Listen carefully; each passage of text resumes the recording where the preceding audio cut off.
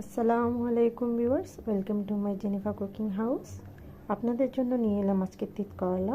তিত করলা আসলে অনেকে অনেকভাবে খেতে খায়, ভাজি করে, অনেকে রান্না করে।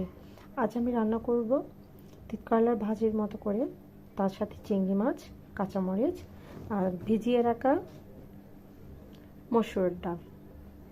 এই উপকরণগুলো দিয়ে আজ আমি রান্না করব তিত করলা। প্রথমে তেলের মধ্যে আমি পেঁয়াজগুলো ভেজে নিচ্ছি হালকাভাবে, তার সাথেই দিয়ে দিচ্ছি চিংড়ি মাছগুলো,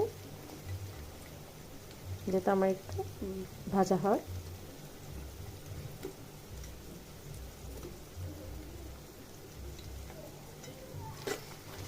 এগুলো আমি ভালোভাবে একটু ভেজে নেব।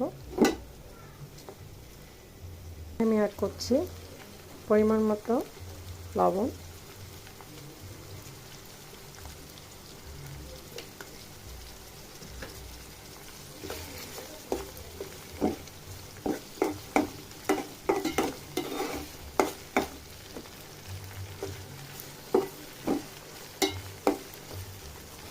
আমি এতে 4টা কাঁচামরিচ ফালি করে দিয়েছি।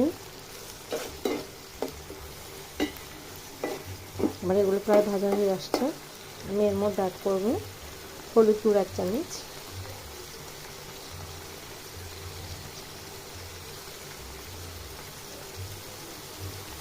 অ্যাড করব মরিচ গুঁড়ো,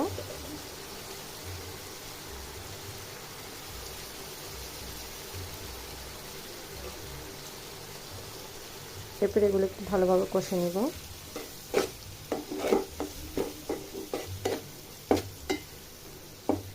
এরপর আমি এখানে দিয়ে দিচ্ছি ভিজিয়ে রাখা মসুর ডালগুলো, যাতে ভালোভাবে একটু সেদ্ধ হয়ে যায় সে কারণে।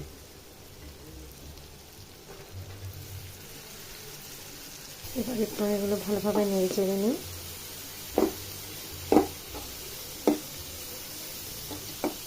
এরপর আমি এখানে সেদ্ধ হওয়ার জন্য পানি অ্যাড করব।